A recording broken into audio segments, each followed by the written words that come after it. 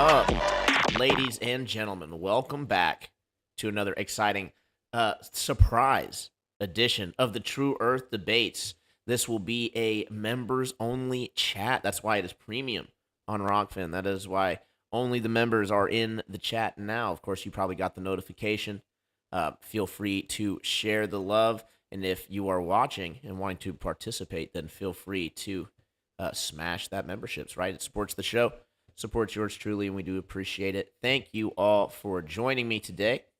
We have quite a few legends here already and a very generous donation over on Rockfin. I'm going to go ahead and shout you out. RG, the artist, man, with the 200 donation, already making the show before it even begins. That is phenomenal. Very generous. Thank you so much, brother. It will be going a long way. All right. Let's not spend so much time on that. We'll go ahead and jump back over to, first off, shout out the legends over here in the Rockfin. We got RG, the artist, of course. And I think you're the only one in the chat with 4 other legends silently watching. Awesome. Of course, over here back on the YouTube side of things, we got Shifty Eyes Shady. What is up, my friend? Ruhif. Yeah, chatting like a member. You are. That is the facts of it. You snagged yourself a membership. So congratulations on your continued support. Nominal. Jeremy Bird. What is up, my friend? Bill Wheel. Mario C. We also have Paku McCleaver. Russell Gregory. By the way, if I keep mispronouncing your name, Pacquiao, then feel free to correct me somehow, some way. Lots of ways to reach out. Probably Telegram, best way. We got Russell Gregory. We got Chilling. We got I'm the Melodome in the house. What is up, my friend? Nuba. Much love, my friend. And, of course, Justin Johnson. All right. Tiffany, what is up? Welcome to the show. All right, we got a good one planned for you today. We did this live a little earlier. Had some great conversations. Did not devolve nearly as much as the last one, and we actually seem to have some genuine people to have the conversation this time. So, without further ado, we are going to go ahead and begin rolling this edition of the True Earth Debate. I'll be with you in the chat, chopping it up. So feel free to ask questions. Fired away, right? Let's go ahead and get you guys pulled in. Boom. And, man, brain farting. What was I just doing? That's right. Pulling up the True Earth Debate. Awesome. Got our tea in hand. By the way, we just made a change. Look at this. All blurred out. Went from Telly to the Yorkshire. Went ahead and followed that last comment from a few shows, maybe a couple months back, actually. It's been a little bit. And I do not regret it. Super smooth tea. Much love, guys. All right. Without further ado, let's go ahead and play this, and I'll see you guys in the chat. Why discuss something that is already proven? It is ridiculous, right? I don't know why people try to continuously assert that there's this curvature, which has demonstrably been debunked, right? This has been proven that you can't verify the radius value of the Earth or the motion of the Earth, which is pretty much the 2 big pillars that the whole claim hangs on, right? So why discuss it? Well, I'm not super duper arrogant. I am open-minded to having my opinions changed, right? And these are my opinions. This is my religious view, if you will. So let's not get too triggered TikTok and start banning, right? These are just my opinions. You guys can take it with a grain of salt, agree or disagree. In fact, I actually prefer it if you guys disagree and hop on in the box and tell me why in the heck this is a ridiculous caveman belief, right? Should be pretty easy to do. I believe, again, we are in the flat, stationary plane with no observed, consistent, measurable curvature. Let's go ahead here and see. Got my lovely child singing in the background. You guys are going to have to just deal with that. Here are just a few things that you can look at to help you ascertain the nature of the Earth. This right here, something that was claimed to be impossible by Globers all around the plane, is navigating as if the Earth were indeed flat and stationary, right? This is called plane sailing. Navigation or conducting a ship by neglecting the Earth's curvature and considering the Earth or in part as a plane. So pretty straightforward there. What else do we have? Man, I don't like these updates. Globers, Flurf, so you can call them whatever. Doesn't matter. We just like to trigger it just a little bit, right? Poke the bear, if you will. Here's a nice, cool little map here of cable and wireless map in 1950. Can't read the last part there. That looks pretty interesting, right? That's the Great Circle map.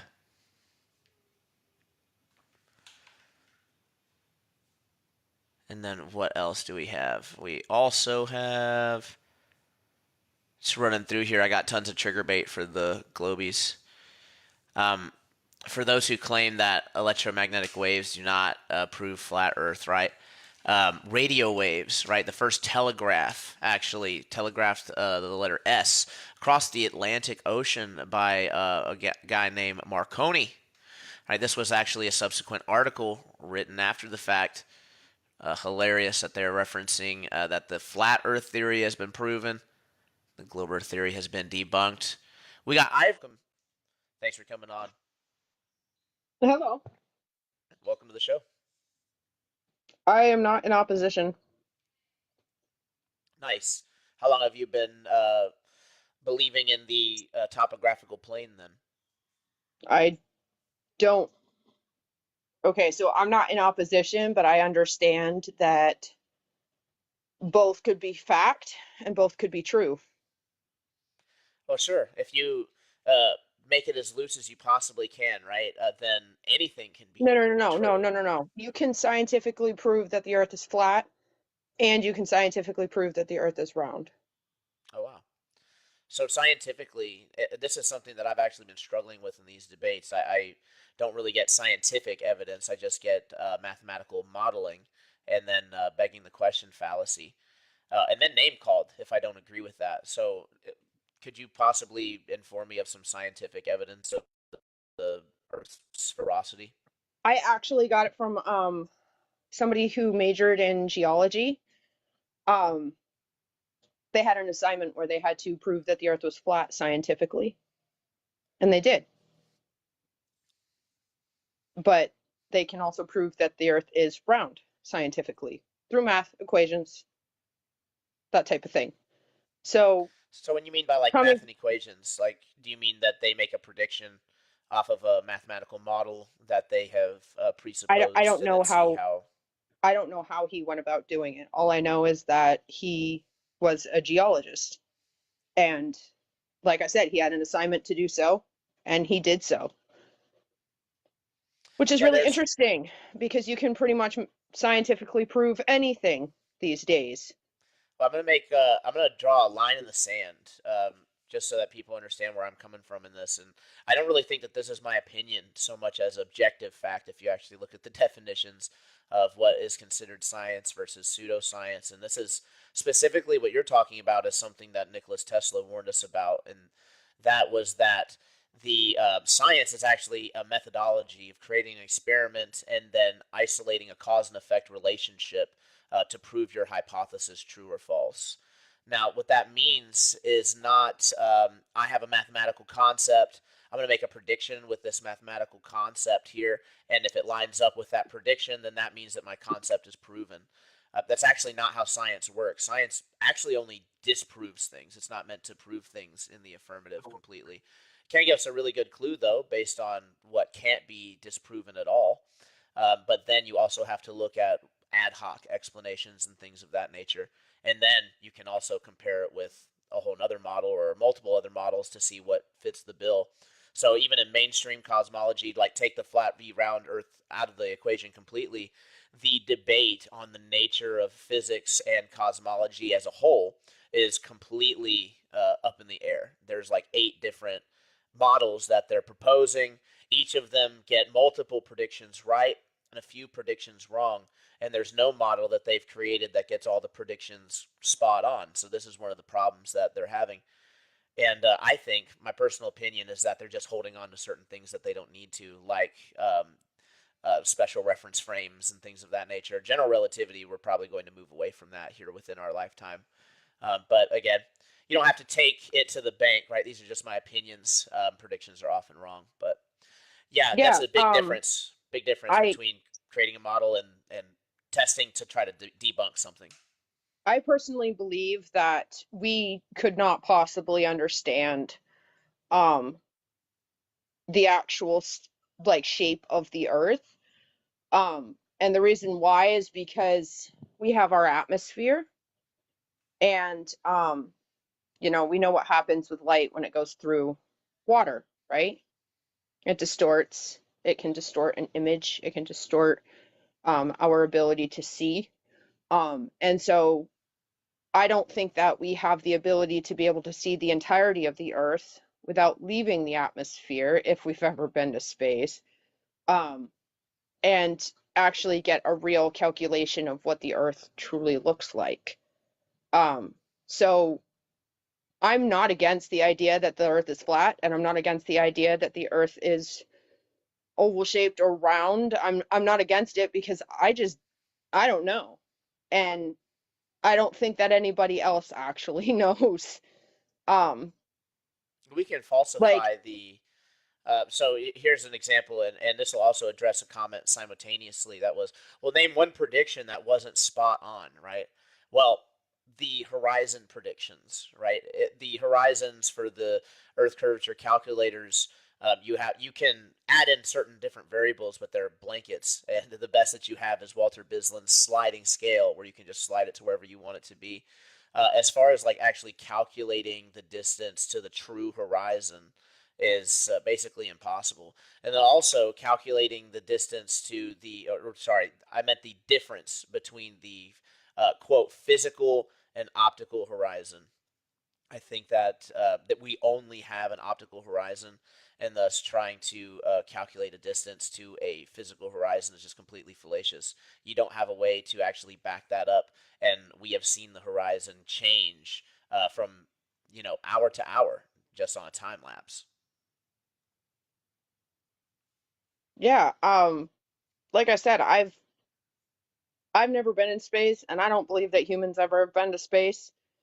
Um, so I But let's can't really say one way or the other. Like I can't we say can that the Earth isn't flat. I can't say that the Earth isn't round. I can't because I don't have reasonable, like, calculated proof of either or. Something I've said before is that the circular equation of the base of a pyramid is similar to that of our equator. And so maybe it was two pyramids base to base and looks like a simoleon thing above their head. Like there's there's no evidence whatsoever to prove anything, and so That's like not no true. fundamental evidence, right? Like we don't have actual video proof of us going to space. We don't Yeah, I have just disagree actual. with you. I read, not to be rude, but the reason why I disagree with you is that I don't think that it requires necessarily one physically going up and then seeing the whole Earth to get the truth of it. Although you could do that, and that may be a way to do so, but it's not a definitive way to do so. What if you get up there and you realize that it just keeps going out? You could just invoke that the Earth is like a sphere 1,000 times the size, and then you could never really get high enough to be able to see the curvature of it. But here's the thing about it: when you say that there's no evidence, no evidence definitively, I think what you're referring to is like there's no exclusive evidence. And the fact is that when you take out the ad hoc and you look at the history of like how they've weaved in explanations, assuming that the Earth must be a sphere, assuming that we must be moving through the universe, you can take out a lot of that when you just replace it with a different model, right? And this is going to make, I know it's going to make the flat earthers squirm, and the glowers be like, he said model, let's make him prove out a model. And the thing is that even their model doesn't have the definitive proof. I'm just saying in concept, right? You don't have to assume all the phenomena of a whole nother model in order to try to prove out yours. But falsification is a really important thing. And the fact is that we do have observations that go way past the geometric horizon, which would be a debunk of the globe if you don't beg the question and then ad hoc an explanation of infinite bending light, where it could just bend over infinite radius. and thus appearing, no matter what you do, that the Earth is flat. Right, like I said, I don't think that we actually know what the shape of the Earth is because I don't believe that we could actually Oh, wait. leave our atmosphere and be able to see its true nature. We But don't if you have went up there, what if you went up there and you realized that you couldn't see? Again, I kind of tackled this. You couldn't see as far as you needed to get a true shape, and also your eyes see, and you just see in curved visual space. That's actually another thing that's really important to note. Let me bring Yeah, this up. that's what I'm saying is that we can't visually we don't have the visual capacity to be able to see past uh fractals and things like that of light. And so I don't think that we could ever possibly know in its entirety what shape the earth could be. However, I do have to get going. I have something I need to go out and do. But thank you for having me. I really appreciate it. And I really love the fact that you're, not entirely uneducated on the fact of what you're trying to say. I appreciate that about you. Yeah, absolutely, and that don't get me wrong. There are definitely a learning process to be done when you're engaging in these types of conversations. I definitely don't know everything, but I do appreciate you coming on, sharing the conversation, and I hope you have a wonderful one. Mad Dog Mark, welcome to the You show. too. Thanks for being patient. I have a question for you. Fire away. So I just got on. I just got in the last couple minutes, and I it almost sounds like you're not like a solid flat earther. Uh, what exactly is your position on the issue? So I'll clarify. I am definitely a flat earther, Oh, okay. solid flat earther. I don't think we have any solid, verifiable measurement, repeatable measurements of curvature, and we have tons of evidences here that I can point out that would seem to indicate that the Earth is not curving, that the ground is not moving away at set distances. Some of those examples would include mirror flashes. 183 miles is like the most extreme example, but it was at high elevation. We do have more local examples, 20, 30 miles at the shore, which would definitely debunk the Earth curvature radius. We also have radio waves over 100 megahertz, which goes through the ionosphere, so they won't bounce, going 2,700 miles. That's impossible on a ball. We also have sonar that goes 400 miles, long distance photography, 275 miles confirmed, but in question, still in dispute, right, because it debunks the model, is going to be the 600 and 700 observations that were recently done. Can't remember the 700-mile one, but the 600-mile one was Israel to Crete. In any case, we also have microwaves that are going 250 miles, and those are really concentrated beams that don't diverge, and they go right through the ionosphere as well. So, all these things would seem to indicate that the Earth is not a ball with a radius of 3,959 miles. And also, we have things like, not to go too far into it, but just one last thing I want to show so that you understand where I'm coming from. Sorry, the menu now sucks since the update. I have to pull up everything myself. We also have. Oh, that's not the right one. Jeez Louise. Guys, who signed up? Who told TikTok to do this update? This is atrocious. All right, here we go. Now you can see it. Here is the example of the Marconi over 2,000 miles over the Atlantic Ocean using radio waves to send a telegram. The letter S, right, was the first one done overseas like that. And they actually say that it confirmed the flat Earth theory, which is hilarious that they would say that. And the source, let me move out of the way. Hopefully you guys can see that. Feel free to screenshot, I just look it up. This screenshotted is it. I was trying to get that earlier. It wasn't fully in the screen before.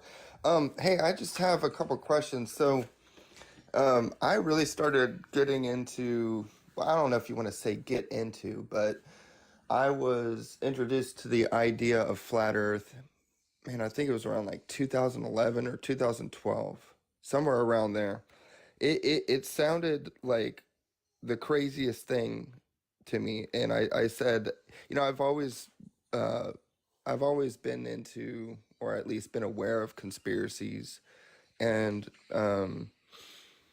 I mean, starting from, I guess, maybe like the 90s, when I was, a lot younger, my grandparents and my parents were always exposing me to different things like Rife generators that can help with cancer, and just different things that had to do with, the government and the government lying to us.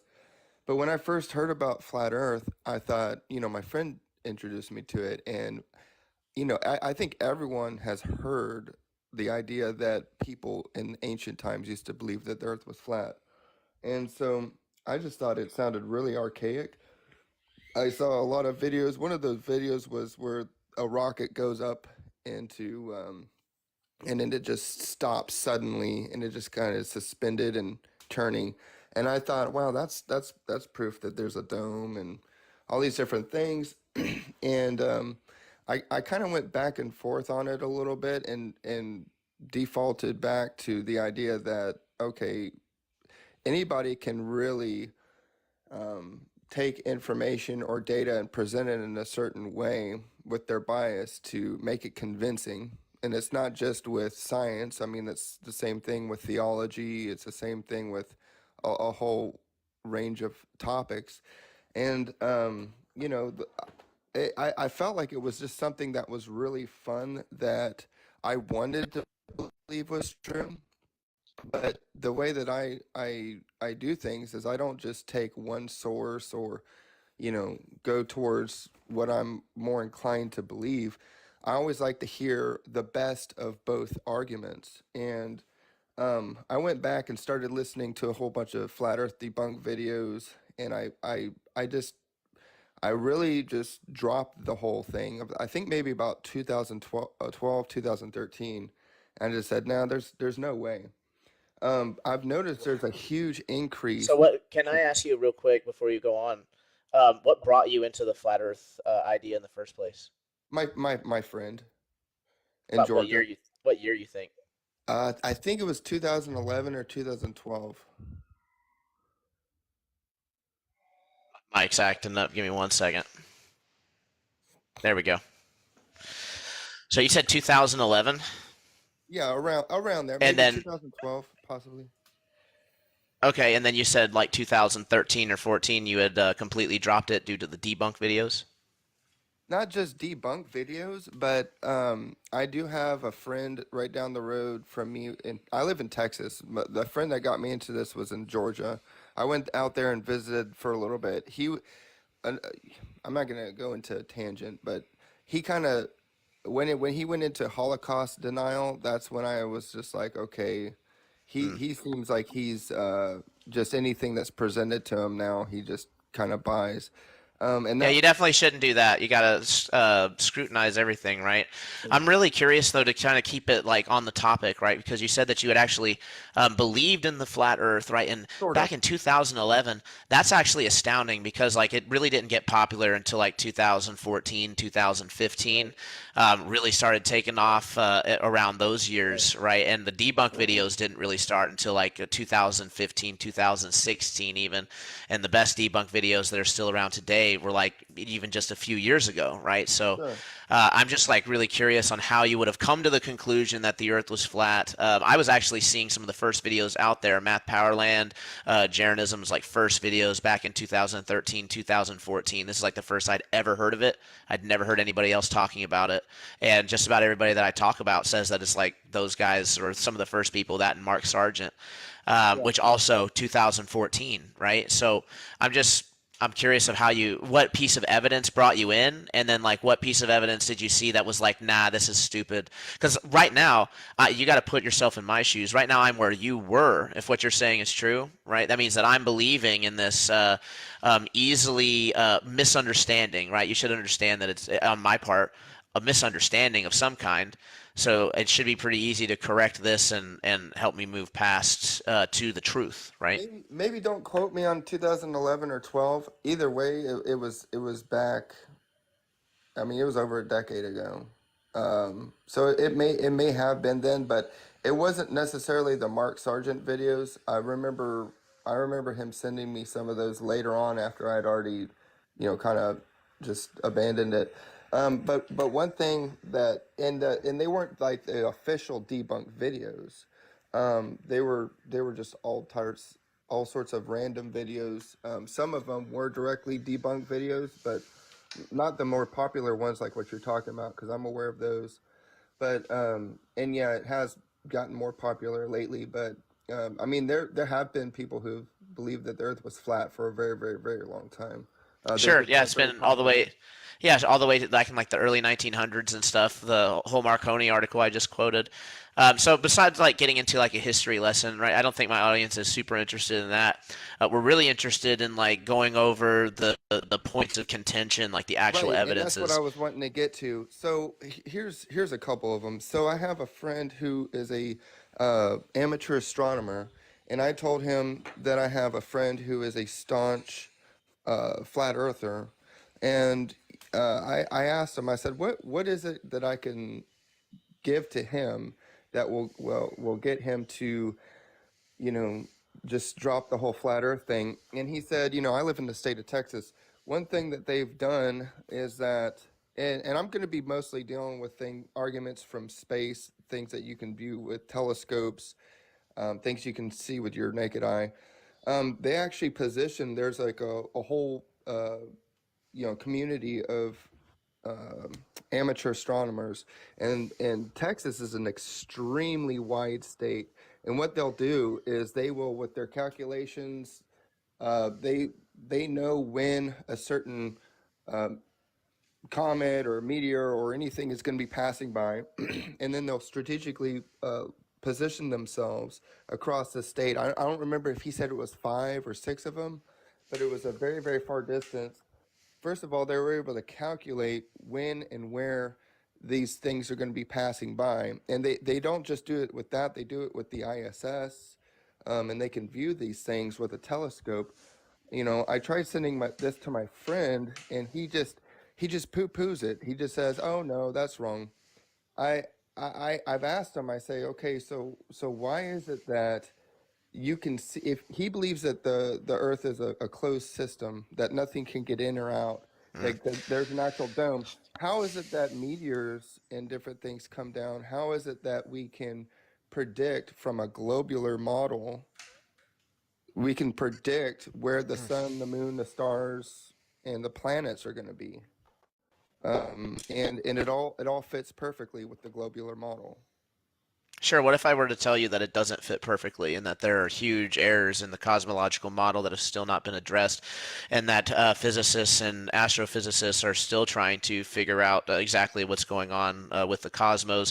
There's even something referenced as the axis of evil, which it seems to point out that we have a special position within the whole entire universe. We have an axis of homogeneity that literally goes throughout the furthest reaches that we can see into space, that lines right up with our own supposed axis.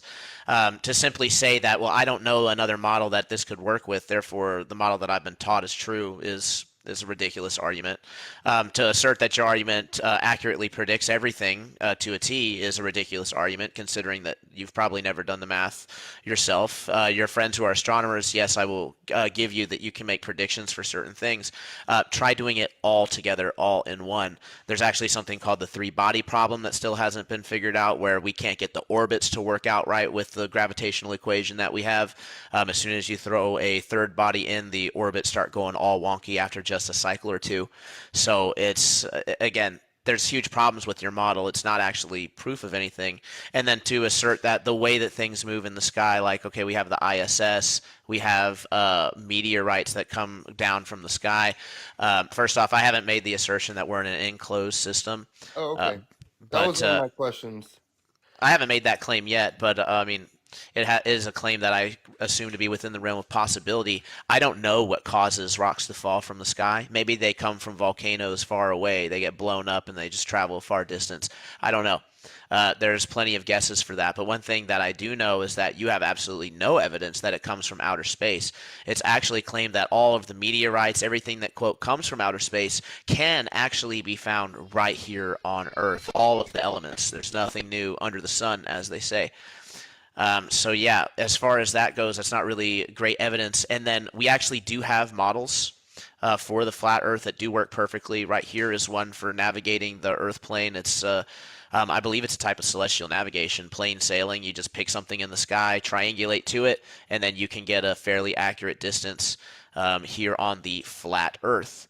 Not only that, but the claiming. Sorry, I'm not going to address claims that you haven't made. Is there anything that you said that I haven't addressed yet? You touched on orbits. I think you were talking about planets, but do you believe that the ISS is orbiting the Earth? Do you believe that satellites like SpaceX and different things are orbiting the Earth in space or Do I low believe they're orbit? Do I believe they're falling perpetually just at the perfect velocity to go over the curvature of Earth? No, I don't believe that. And one of the debunks I'd say to that would be the geocentric, the geoplace satellites that literally stay over one place over the Earth somehow. There are multiple explanations for how we can get satellite data. One is of that we send out over 1,000 different balloons that have little satellites and stuff attached to them, and we don't really know what all of their purposes are for. They could easily be used to transmit data. There could actually be something up there like a dome or a layer of. Actually, I think it is admitted that there's a layer of electrically charged particles that you can potentially bounce data off of within a certain Right. frequency. And then on top of that, you wanted me to touch on orbits. Again, there's no actual evidence that they're falling around in perpetuity over a supposed curvature of the Earth. There's multiple assumptions in that claim, and you can't even prove out the first one, which is that the force that makes things drop here to the Earth, gravity, if you will, is the same force that makes the things in the sky move. There's no Right. evidence of that. Right. So when you say evidence, so there's certain evidences that you won't accept, like looking at, like, for example, if we are looking at a string of satellites and they're not satelloons, because satelloons, you can go and Google this. Satelloons were around since I think around the 60s, and NASA, it's nothing that they were trying to cover up or hide from anyone. You can Correct. Google this, but that those are different from the actual satellites, and you can see the satellites with your own naked eye. I was down at the beach with almost no light, but also you can use it. You can do this with telescopes and with cameras with really good zoom. That you can there's cameras that you attach to your telescopes, and you can actually record these. But my question is, do you not accept those? What would be seeing something in the sky have anything to do with the shape of the Earth? Well, didn't you just say that you're not convinced that they are in an orbit where they're slowly falling and they're Right. Well, here's Matt. This is the thing that I don't think you're understanding. You have asserted a cause for the mechanism of which you're seeing. You're saying, I see a light in the sky. I see that it is moving. This is the cause of that thing moving. You have not given me any kind of experiment, demonstration, real world observation that I can use to verify that claim. You have simply asserted that that claim is true, and that if I don't have an alternative for how that's happening right now, that would make sense right now, that it means that my whole entire model and all my other assumptions are true, even though we've been dealing with them one at a time and nothing's been really convincing. right. Well, I'm not necessarily saying that everything that you're saying is not true. I'm just saying if I were to have, and I have on YouTube, I have fiction videos of these things, but I'm kind of using my friend Duke as an example. I'll send him different things. Everything that he sends me, because it comes from the sources that he approves of, he says are true. I can't verify a lot of the stuff that he's sending me. When I send him the Red Bull I don't thing, want to. I'm gonna be honest, Mad Dog. I'm getting like super uninterested talking about the interaction that you're having with your FE friend. We're having our own interaction, and we can talk about like evidences and okay, things that sure, we've sure. heard. I got Um, you. So if I mean this isn't YouTube or anything, but I can send you messages. But if I were to send you anything that would be video that's either the Red Bull jump, it's different videos of satellites so that here's the I'm thing asking that you I don't. directly, would you accept those Here's or man. depending on the source, you're going to reject those? I just gotta address it, man, because you're just not getting it. So you believe that the things that you're going to show me are actually evidence, right? Right. And the thing is that even the Red Bull jump, admittedly mainstream, not evidence. He wasn't high enough to see the curvature of the Earth, according to the astrophysics who actually deal with this stuff on a daily basis. Right? Neil deGrasse Tyson straight up said, "You're not high enough from that ball to be able to see the curvature of it." It's admitted that they used a fisheye lens, and when you see the jump from the ground, you can see that same curvature that was of the Earth when he was up in space. You can see that same curvature on the ground. That specific example is a fisheye lens. You can send me tons of examples. I have seen a lot of examples of people claim, well, this shows curve and this shows curve. And the thing is you always see the curve shifting in and out. There's always a little bit of distortion due to the lens. So I've noticed that. and then there's also the fact, and this is something that's really important to understand, is that we actually objectively see in a sphere. Right? This is something that's not considered. It's been assumed for thousands of years that we see in Euclidean geometry. In other words, parallel lines are always parallel lines. But in actuality, in reality, for whatever reason, we actually have measured this out. And in situations where we know that there's not going to be curvature, that we know they're going to be parallel, we have measured angular excess is what it's called. And a real-world example of this paper would be anti-crepuscular rays. That's a phenomena where you see the sun at sunset. You can see the beams of the sun diverge as they go towards you and then converge on the other side of the horizon behind you, right? So it's pretty rare phenomena. I've only seen it like once or twice in my life. But this literally, those light rays are apparently parallel, but they appear to dome around you, and that's because you literally see in a sphere. So unfortunately, I don't think for either side we'd be able to just say, hey, look at the way it looks, and this means definitively that it is this way.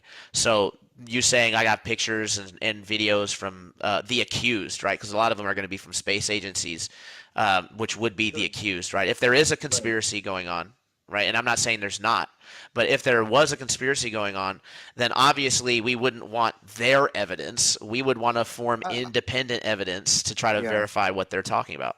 I understand that. Well, let me ask you this. So the Greeks, I believe it was the Greeks, but they had performed experiments.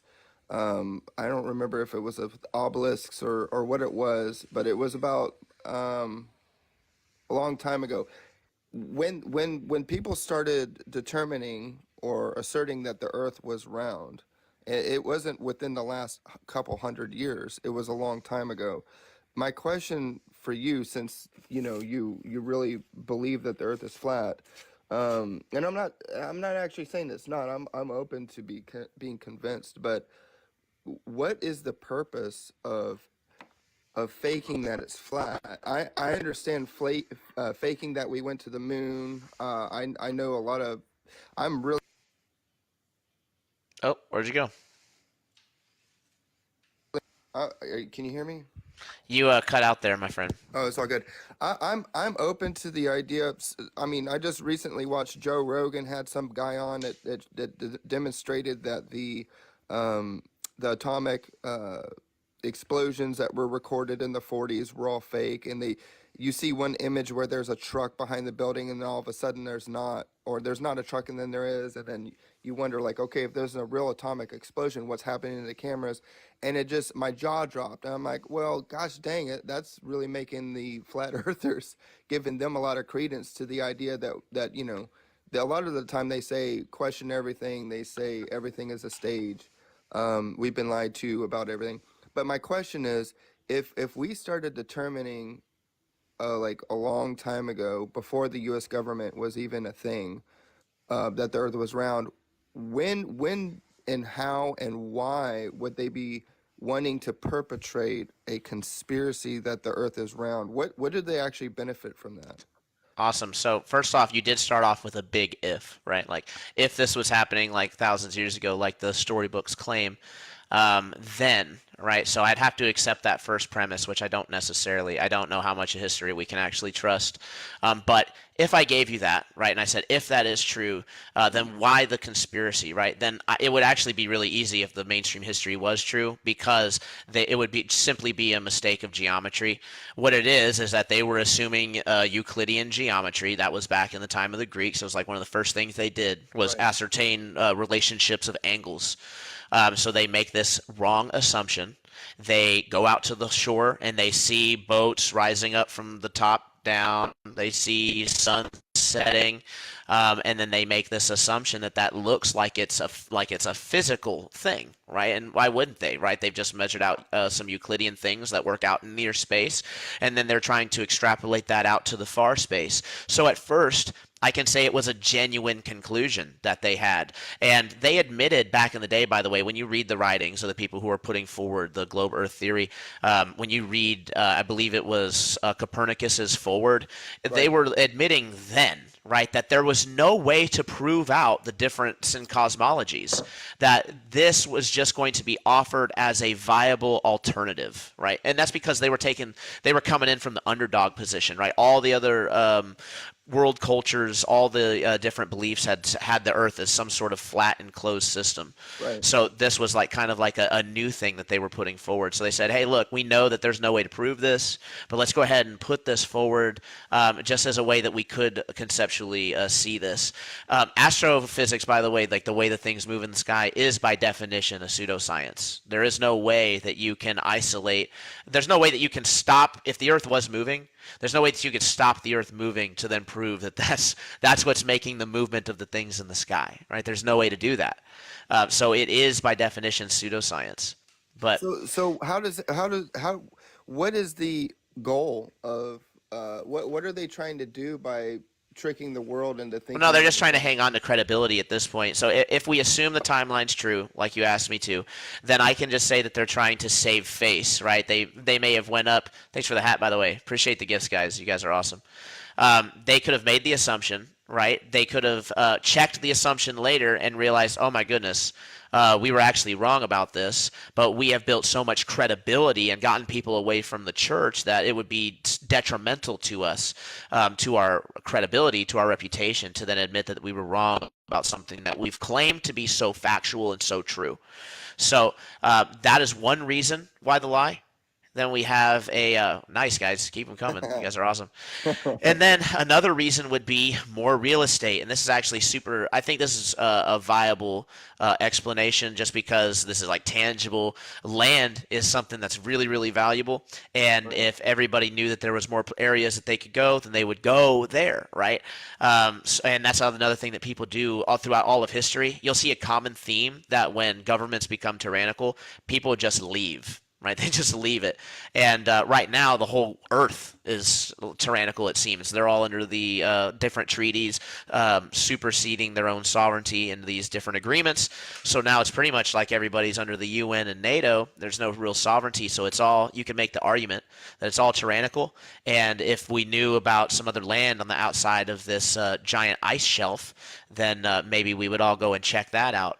And there are some stories of people who have done that. Whether they're true or not is debatable, but this is all unhelpful to the debate, to be honest with you, because it's speculation, and there's no way to prove 100% the motivation behind the lie strictly, and it could have been multiple things. So us trying to pin it down to one thing is fallacious also.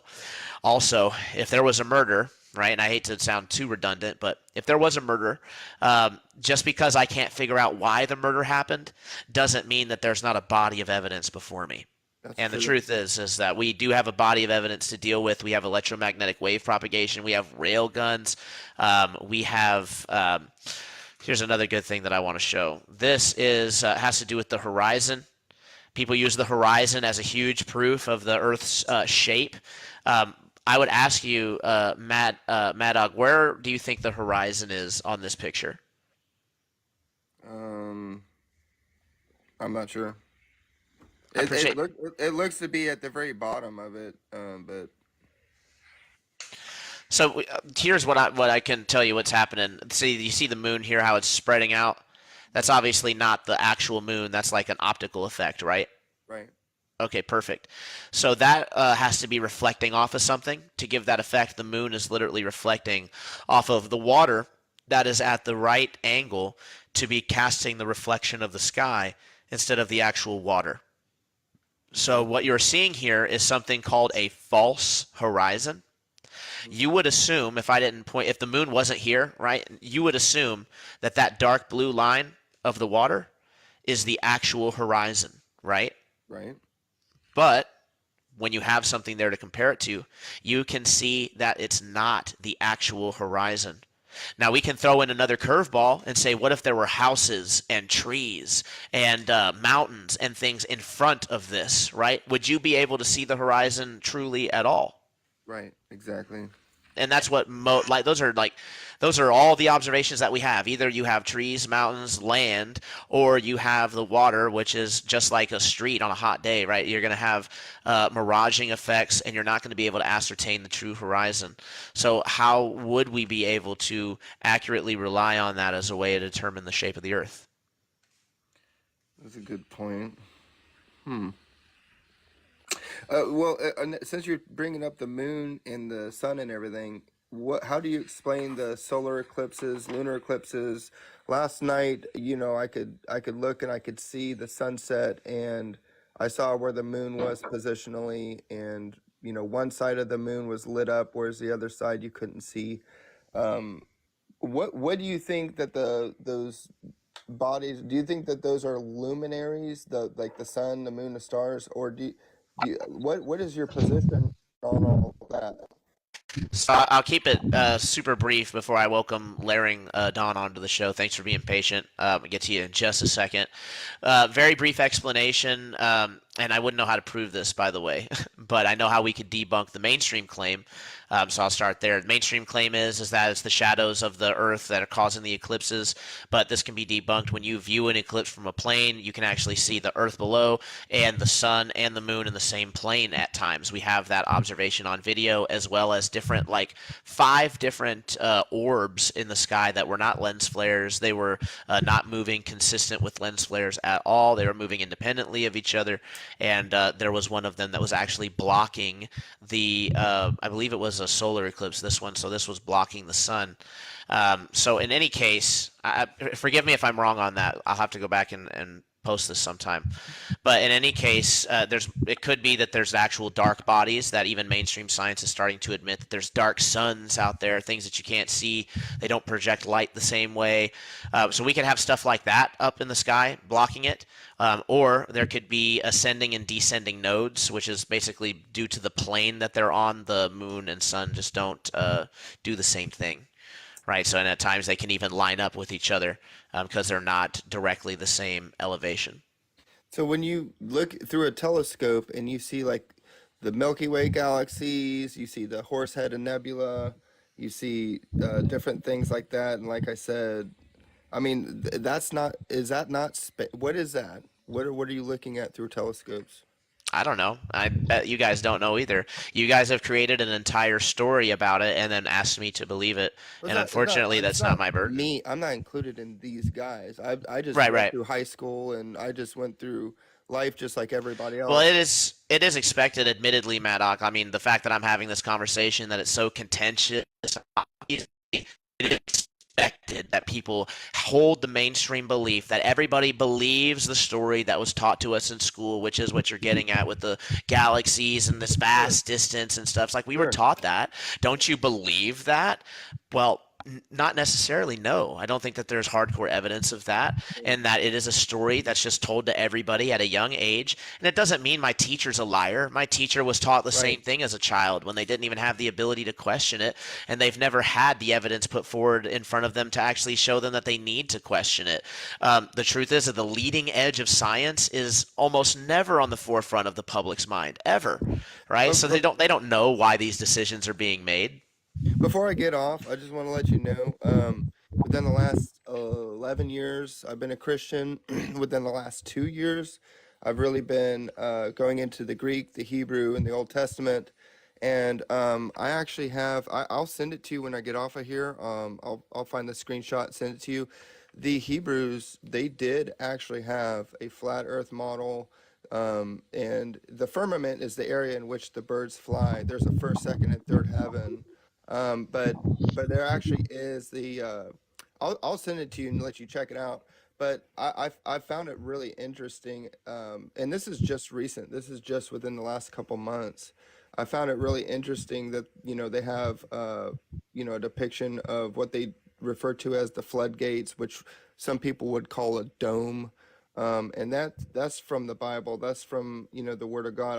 I believe the Bible's the Word of God. But basically, that right there, that was very interesting to me, given all the videos that I've been and right now I'm on a live stream. I'm not on here to, uh, you know, try to just win debates. I legitimately have questions for you, and uh, I just have big smart friends of mine, and that one that was from 2000, in the early, 2010s, 12s, 13s, whatever it was. He's not an idiot either. And then I have another friend who's extremely intelligent business owner, and now he is being convinced that the Earth is flat. So it's just causing me to circle back around. And like I said, it doesn't matter what the topic is. I always try to poke holes in it, scrutinize it, and it's not that I'm just trying to win an argument or As trying to you prove should. that I'm You right. you should. The truth Right, fears no scrutiny. right, exactly. And so something needs to hold up to intense scrutiny, and it needs to be consistent. So that's why I got on here. I was intrigued. Um, because I was listening to you talk for a second. I wasn't exactly sure what your position was, but it sounds to me like you're not just believing this because of blind faith. You're actually, and you're saying, things like, well, I don't know, I can't really prove that, I can't really prove this, which actually lends you way more credence than a lot of other flat earthers that I've talked to, which are just blindly accepting things that they're coming across on the internet. And that was one of the reasons I wanted to get on here. I actually legitimately wanted to ask you these questions because I felt like you could actually articulate them in a way that was genuine, honest, and you know, maybe I could get some insight because, like, as of right now, along with the biblical data that I'm getting, um, I'm open to it. I mean, I already am highly skeptical of all the Apollo missions. I'm highly skeptical of a lot of the things that the government does, like 9/11. I'm not just skeptical. I'm convinced that was a lie. I'm now convinced that the nuclear testing videos were a lie. So if all that stuff was a lie, why would why wouldn't they be lying about other things too? So I That's a I fair just point. I just don't like to go with generalities and say, oh, because they're lying about this, that means everything that I've been taught is a lie. But it just, since we're in the age of information, I have a supercomputer in my pocket that I'm talking to you on, and there's people who are smarter than me, and they have, like you're able All to right, articulate. Maddox, I hate to cut you off, man, but you kind of monologuing for a little bit there. I do want to talk to some more guests here we have in the box. Um, so I do appreciate your time, though. Do you have any like last words for the guests here? No, Eh, other than that, I will I'm not say, I'm not a globe earther. I just believe what's presented to me and what makes sense. And I'm not closed off to the idea of what you guys are talking about.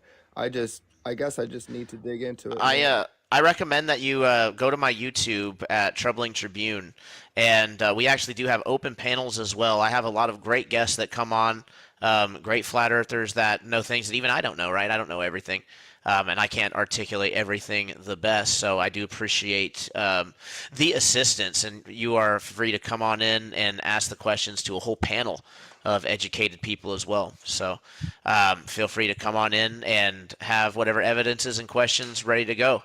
I Until will then, subscribe to it. I'm gonna send you that screenshot, and I appreciate it. absolutely. You have a good one, Maddox. All right, thanks. All right, Laring, appreciate you holding on there. I didn't think he was going to go on for so long. I try to be polite and let people say their piece, but sometimes you just have to put it a little short. Welcome to the show, though. Yeah, no problem, sir. My first question, to get things straight first, are you flat earther? Because I Yep, I wasn't here long enough. flat gang. Okay. All right. My first question to you is that if the earth is flat, Can you demonstrate where the edges are? Demonstrate where what are? The edges. The edges? What if I don't think we're floating Yes. in space? Would I still have to show edges if I don't think that necessarily there are edges? What if I don't know? Well, w- well, if we are talking about truth, I think the truth requires facts. I So agree. therefore, if you hold on to if your assertion that the earth is flat, we have multiple description of things that is flat. Sure. Um, for example, like the ocean. Could you point to an area where is either a ship cannot pass that area, or water is falling off there, or a plane cannot pass that boundary? So you're talking about like long distance observations that don't line up with the curvature calculator?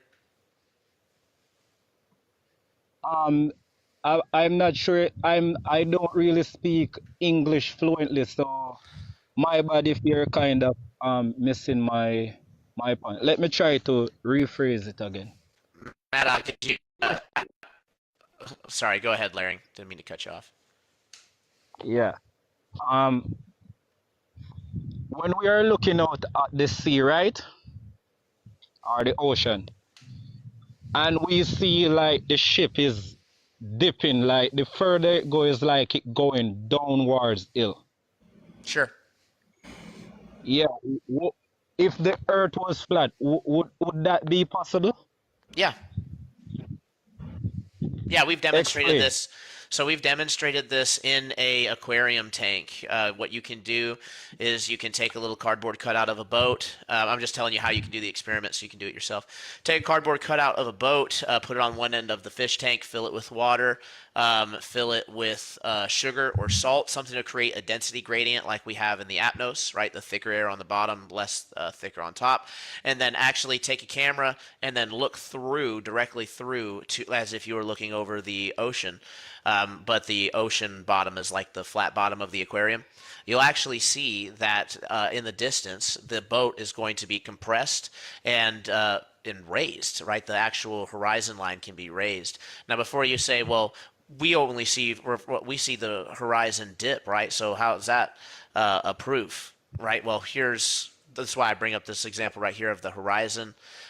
This is a really good example of like what the horizon does when people are looking out over water, which is where you would have the ability to have these types of observation. Everything else is going to have trees, buildings, mountains, and topography in the way. So over the water, though, what you see is that you have a area where the water is reflecting the sky, which is why you see the moon being reflected there, and you have a false horizon being created. So that dark blue line of the water, that's not the actual horizon. But that's where you think the horizon is without a reference frame. And if the boat gets low enough, right, if this moon gets low enough, you'll actually only be able to see the reflection. You'll no longer be able to see the actual location of the actual object in question, right? So this is true for boats, birds. We've seen this numerous times over water. And yeah, so you can't really make a determination of the Earth's shape by just looking at the horizon. Hope that helps. Okay. I think I'm understanding your premises. The other question is that if I have a telescope, right? Like the telescope that they would use to like view like very far things, and very that very ship is going out into the ocean more and more and more. And because I heard like some flat earthers would say like when certain things reach to certain distance, we can no longer see it. I'm not sure if that is your position as well. Yeah. Um, So we have something called curved visual space. There's a couple different phenomena with this, but one of them is this we see in curved visual space, hyperbolic space, not Euclidean geometry, as was often thought for thousands of years, supposedly. On top of that, we have something called the Rayleigh criterion, which is where light actually scatters and diffuses. There's also something called angle of incidence. That's the angle that the light is coming in at you at. So the way the geometry works is that when you have things so far at the horizon, they basically can get blocked out by waves and other things on the horizon in the foreground. So that's why the bottoms of things get blocked first, and the angular size overall decreases. So that just gives the appearance that it is only sinking, but it's actually getting smaller and sinking a bit. So, but the sinking again is due to the curved visual space combined with the Rayleigh criterion. So I couldn't use a telescope to see the ship that went out of like. Yeah, no. Because what happens is if the light scatters away from the telescope, right? Do you have anything to magnify to be able to see it? Well, if there's no darkness out there, like for example, like night, if it's day, I don't think it's supposed to be a problem to see it. No, like if the light, okay, so imagine a light particle, right? You got a bunch of light particles coming at an area, right? But they spread out over time, because you see that with a flashlight beam. So if a particle is spread out, right, and it's not hitting the actual lens of your camera, then how can the camera, or the telescope, sorry, how can the telescope magnify a light particle that is not hitting it?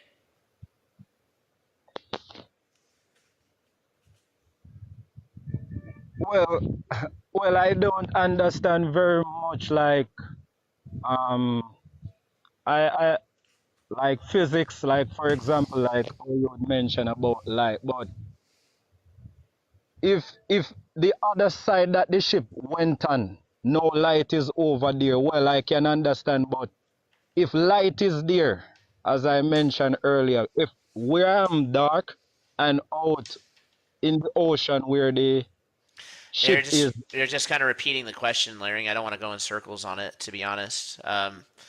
We might just have to agree to disagree, but you have to understand attenuation of light. I would just recommend doing a Google search on that and the Rayleigh criterion, and that way you can kind of understand that the light doesn't travel forever, and it's not going to travel to your eyes just because you think it might. So that's just all there is to it. a plane can fly, so a plane can fly one direction and like around, or the plane has to like. Only if it's going east or west. It can't do it if it's going north or south. Because east and west are So circles over the Earth plane. so if I'm coming from like for example North America and fly Okay. over Asia, where would I end up? Man, let me look at my map here. Passing. Do you see the map behind me? Do you see that pizza planet right there? Yeah. Delicious. Okay, so just imagine that you're trying to travel due west, right, over a great distance. What is that going to look like? Is due west going to be a straight line over a great distance on this map, or is it going to be a circle? Repeat that question. You kind of break up a while ago. If you're traveling due west, right, on this flat Earth map behind me, right, which is based off of the magnetic field, right, your compass is pointing north. You're going to travel in a way that keeps your compass pointing north, so that you're going west. If you keep traveling west, is that going to be a straight line, or is that going to be a circle on the flat Earth map behind me? Well, if you're flying straight, I think so. Yes, it would be like it would be a straight line.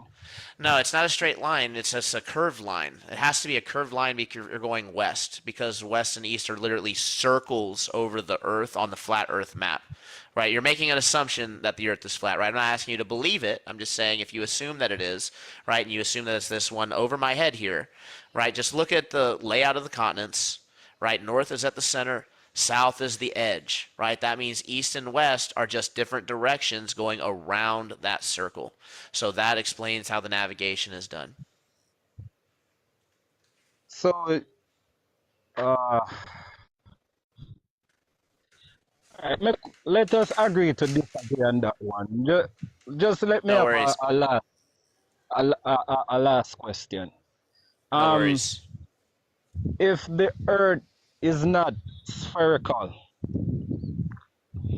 why we always have quarter moon, half moon, three-quarter moon, then a full moon? That doesn't have anything to do with the shape of the Earth. If the Earth was like, for example, a box shape, could you get like a crescent shape? So the Earth's shadow is not what causes the phases of the moon in the mainstream paradigm. So I don't think you have a great understanding of what even the mainstream claims, if that's what you think, just to be honest with you. So I don't really have to address that. What you could say is that, well, wouldn't we have a different shape on eclipses? And my answer is no, because I'm not assuming that it's the shadow of the Earth that's causing the eclipses. So there you go. Larry, I appreciate you coming on. Do you have a quick last sentence that you want to give the audience on your way out?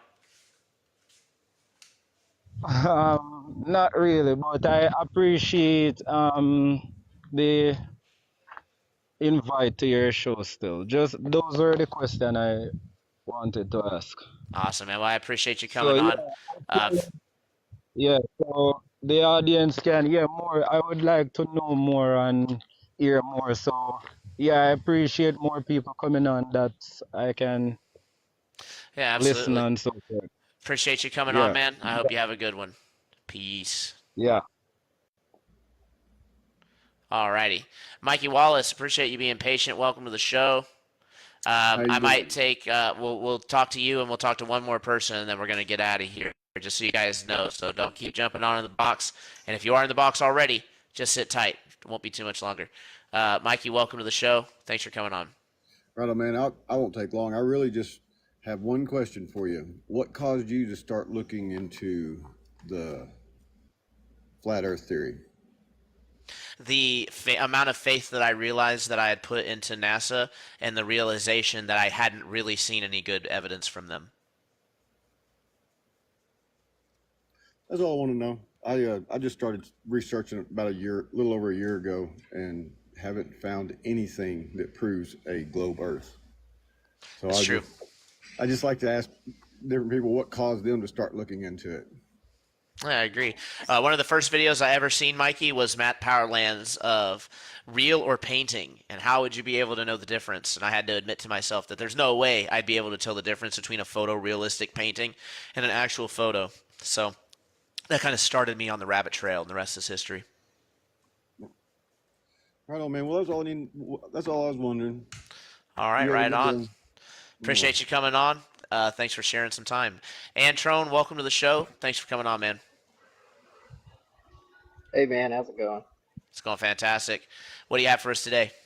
So I just had a couple questions of claims that you had earlier that I was listening. You sound like a real intelligent guy, so I hope we can get into a real good conversation. So really it was generally like the meteorite thing. So you said Sure. it could like possibly be from like volcano from far away. Yep. Okay, so like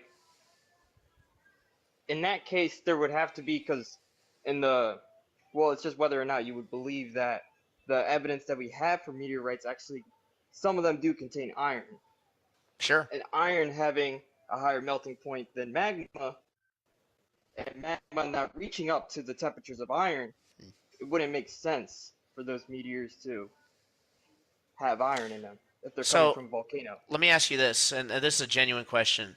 So you're saying, because I didn't know this, I didn't know that iron didn't melt in magma, right? So what's the deal with the molten core? So the molten core. Yeah, the iron molten core that creates the magnetic field.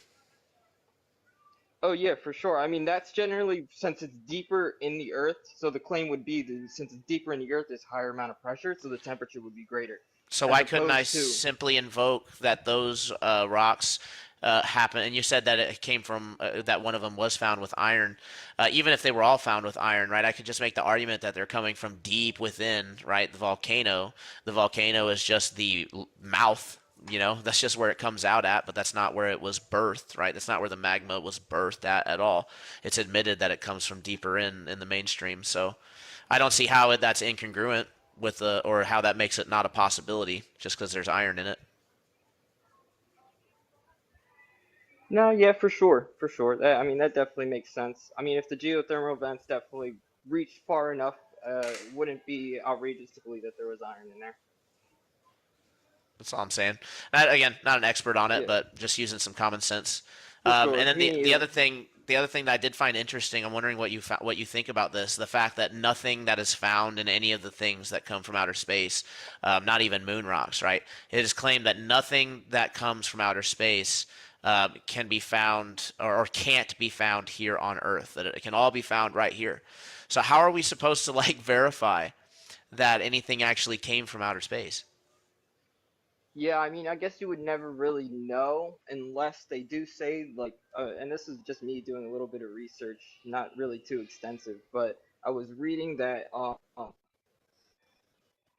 since like the exposure from your like the oils in your hands actually corrode the meteor, so that would Oh be wow. like, yeah, so that would be like the distinctive factor of where it came from, because it doesn't happen with rocks that we generally find on Earth, but on quote unquote meteorites. That's interesting. Yeah, I would assume that it's just a rock with a special property before I would assume it came from outer space. For But sure, you could again, definitely say. that's just my bias, though. I mean, you could have a bias either way, I suppose. Um, yeah, I guess Yeah, I'll but I leave it at wouldn't say that. it's not intelligible to think that, for sure. I appreciate you being honest. There are people who say that no matter what claim that a flat earther comes up with, it has to be incorrect because it came from a flat earther. And it's like I don't think you understand how much of it actually still is the same. It's just there's just just a few core differences. One of which is that we're not moving through space. Another is that we're not getting a consistent, verifiable measure of a curvature rate over the Earth. It's always changing. So I mean, these are things that tell us that the horizon is just an optical event, and then the fact that we can send waves way too far, and that waves propagate pretty much. I can't say all waves, but a lot of radio waves and microwaves in particular do travel line of sight.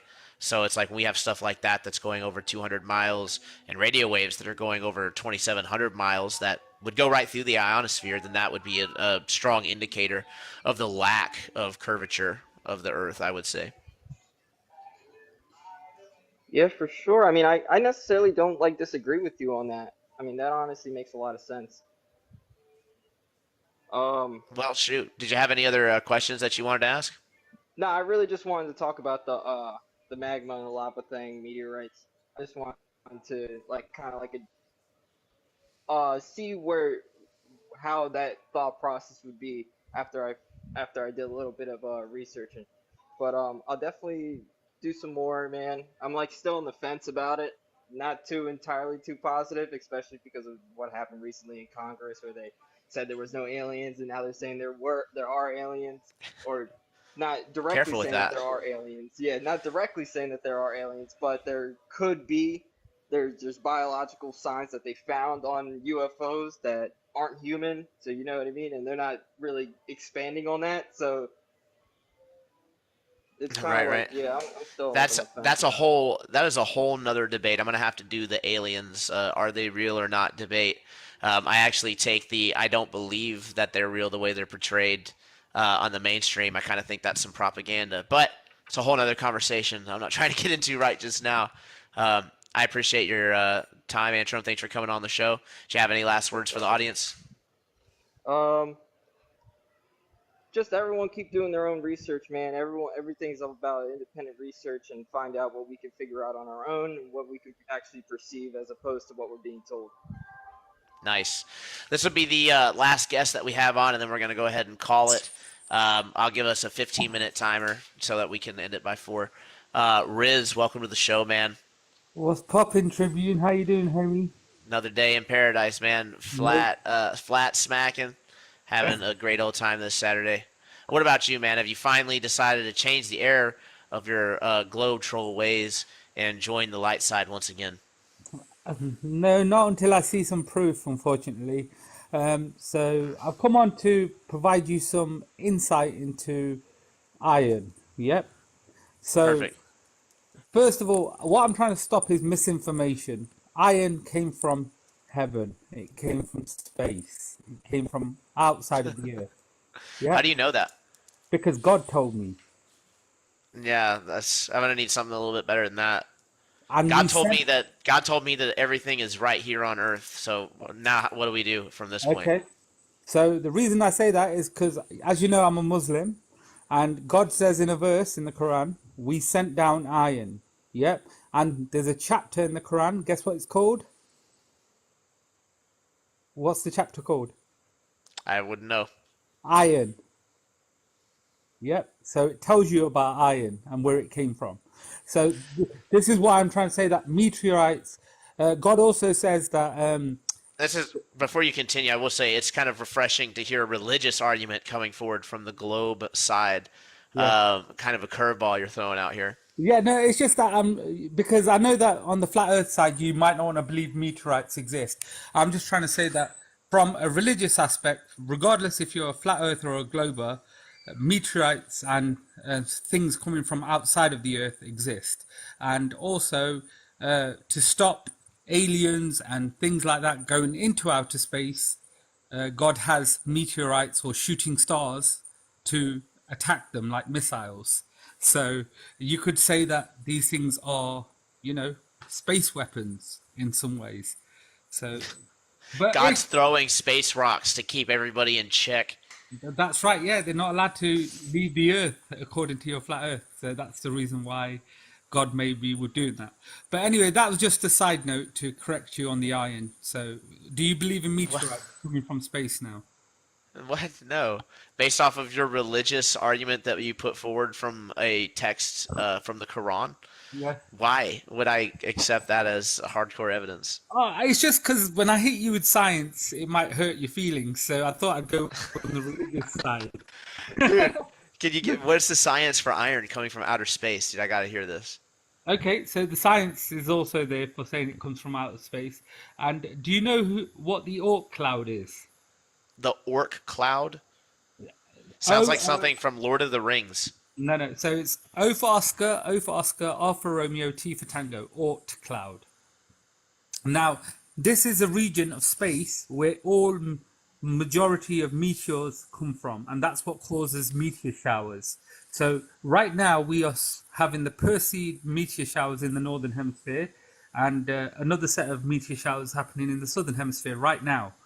Uh, where are all these things shooting on into the atmosphere from Tribune? If they, do you think that on the flat Earth that the volcanoes like digest these meteors and fart them So out funny. underneath the Earth? Yeah, this is why I even hesitate to make certain claims because you guys just want to pigeonhole is actually the term for it, where you take what somebody says and then you try to extrapolate it for a whole bunch of other stuff, knowing that it doesn't make sense. That way you can build a straw man, beat the hell out of that straw man, and then hold your head up high and somehow catch a wink of sleep at night.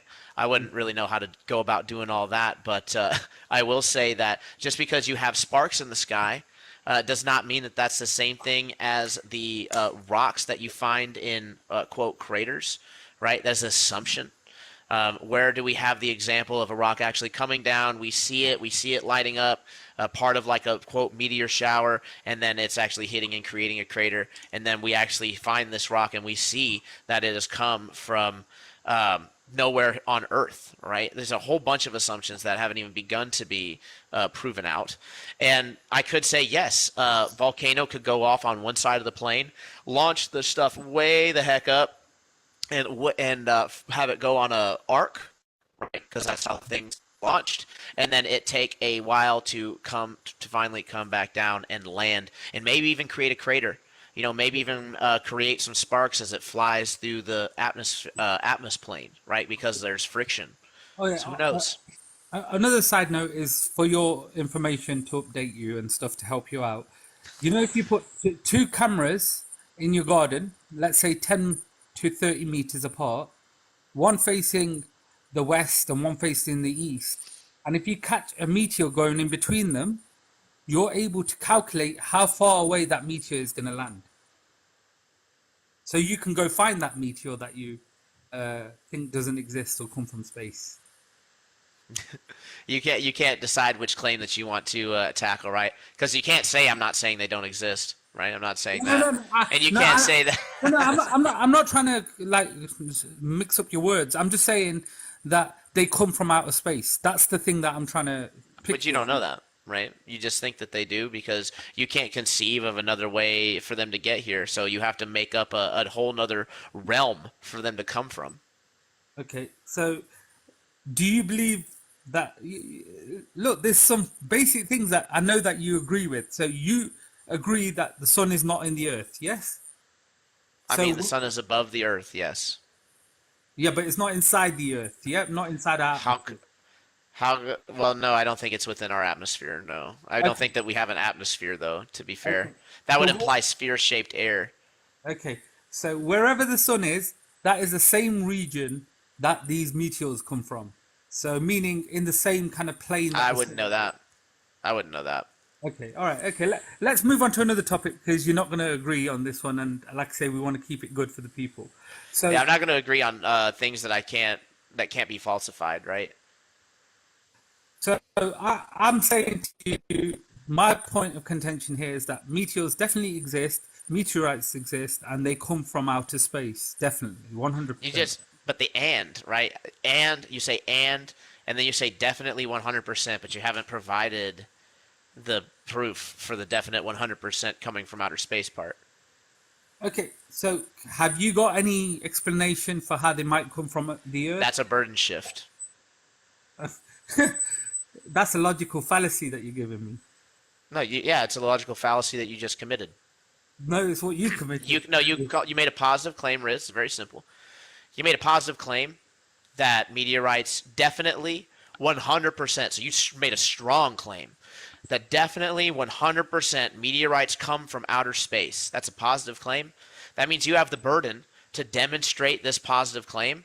And instead, in order for you to meet that burden, you said you need to give me an explanation for how they don't come from outer space. Well, I was just getting to know your flat Earth belief. That's all. I was trying to give you the option. Well, can you acknowledge that you did a burden shift and No, I then wasn't. maybe try to give me the evidence? No, there's evidence because people have meteorites. People have collected meteorites. People have sold meteorites. Are you Okay, saying? so there's a difference. So here's the difference, right?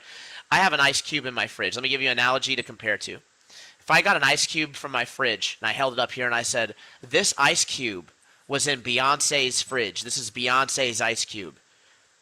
Do I have any evidence for that?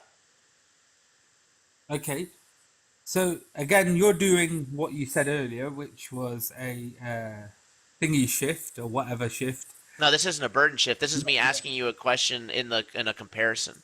Okay, Right. so I'm asking if I told you that an ice cube from my refrigerator was Beyonce's, would I have any evidence that that's actually Beyonce's ice cube? the way you would have evidence is if you said to me, this ice cube has unobtainium in it, which is not here on Earth. We have no samples of it anywhere on Earth. So, Where do we have unobtainium in these meteorites? so what I'm saying is meteorites have samples of elements and things like that inside them, which are not here on Earth. Like what? Again, I'm not. Riz, there's nothing found in a meteorite that's not found here on Earth. Nothing. Oh no, trust me, there is. It's Like just what? in small quantities. Like I say, I can't expand too much, but like I say, You just say you're making it up. helium-3. I'm not making it up. Helium-3. Helium-3. Okay. So what is helium-3? So helium-3 is an isotope of helium, which you know what helium is, the party balloons that you flat took on. It's helium. Riz, it's a form of helium, and you're trying to say that because these rocks have a form of helium, that means that they're from outer space? No, the reason why this helium-3 is special is because it's a stable isotope, meaning it's not radioactive, it's stable, it's and basically it's also produced only in kind of space. You can't produce it here on Earth without, you can only produce it in very small quantities, if any. and you can't stay stable long enough. In space, it happens quite easily, and it So moves. hold on though. The thing is, though, if that's true, right? Well, let's say I grant you all of this. If it only stays stable in the space environment, why does it stay stable once it comes here to Earth? Because it's Wouldn't it contained. become unstable immediately after you broke it open, exposed it to the elements? So when you get your tuna fish in a skipjack can, and you pop that container, you let that vacuum out, and therefore you now have a food which is very because it's Sure. exposed to the element. Right. So the same principle applies to the meteorite because it's contained within the core of the meteorite or underneath the surface, where it's not exposed to the atmosphere. You Okay. can actually extract. That's exactly So how. hold on. So it can't, Riz. You literally just explained a process that could be possible for things deep under the Earth's surface, right? Not exposed to the atmos. We have compression. We have high heat. So it's like, why couldn't these come from within the Earth? I'm just not understanding why we know that they come from outer space because of this helium-3. Because there's no samples of helium-3 being found from the ground in the Earth How would you get the sample? from meteorites. Well, it's not stable though. You have to have apparently you have to get it in a cold meteorite somehow before you can actually work with it, right? So who's actually attempted to even get anything like that, right? Okay, I so don't even think there's been an attempt. Tribune, you know, in Antarctica, which you might not believe exists, they do ice core samples. Yeah. So you really have to resort to super poor argument tactics, like trying to claim that I don't believe in Antarctica. No, Super weak and telling. I'm sorry, Tribune. I apologize. I'm just having a bit of fun with you, like you do with me. But in Antarctica, as you know, they do ice core samples. And do you know why the ice core samples relate to the meteorite with helium-3, as I'm explaining to you? Ice core samples go down different sedimentary periods over hundreds of thousands of years, and No, they don't. they trap air bubbles from that different environment and atmosphere from I different believe years. that. Okay, but I'm just trying to give you the same process on Earth that happens, which is you're able to get ice core samples with air molecules that are trapped from different periods of time, so different thousands of years, and then melt them and evaporate that air and analyze them with a gas spectrum analyzer. So the same process happens with helium-3 in a meteorite. So do you agree that that's another win for the globe today? Yeah, not even close. Again, it's just another desperate attempt to try to assert a phenomena has to be a proof of your outer space model when it doesn't even complete the first step, right? You haven't given us an experiment to demonstrate that what you're telling us is true about the relationship. That's not even been attempted. Okay, so because we'll have to agree to disagree on this one. I feel like I took the win there. Ask for an experiment. Agree to disagree. Got it. Okay, so now I'm going to give you another proof for the globe Earth, which All right. you. Just so you know, 1 minute warning. Make it quick. Okay, the weather system in the northern hemisphere goes anti-clockwise, and the southern hemisphere goes clockwise. Sure. The sun, it sets to the right in the northern hemisphere, to the left in the southern hemisphere, and straight on the equator. And those are two different locations. What atmosphere for the weather system is within our Earth, and the sun is in space. You've got two things that tie up, and also the stars. The stars, as you know, rotate one way in northern and in the southern hemispheres. This shows you that you've got three different reference points to work out that the Earth is a ball. You've got the You beg weather the question system. 3 times, and then combine them together and say, "There, it works." Here you go. No. That's not what I'm not begging the question. You're actually able to prove it. That's what I'm saying. Objectively, though, you begged the question in the proof, right? You No. asserted that the cause of the phenomena. If we assume that the Earth is a globe, then this is the cause of this phenomena. So that is literally begging the question. For all three of those examples that you just gave, that you then tried to trilaterate to some singular proof. Okay, so Tribune, you know the process of diffusion, how gas, if you take some certain type of gas and then put it into a box and separate it from the other side of the gas and then remove the barrier, you'll see the gas start to diffuse through into the area. Now, if the Earth was flat, you would not have weather systems that rotate in circular patterns and also follow the shape of the globe in different. Yeah, that's not true. Yeah, we literally have a sheet of spinning electrons. I can't remember exactly what it's called. I think it's like the helio sheet or something like that. And there are other. Again, you're just assuming that the Coriolis effect has to be due to Earth rotation. When you're actually looking at the physicists arguing about this thing, Mach and Einstein and all that, you actually see that there is other possibilities at play.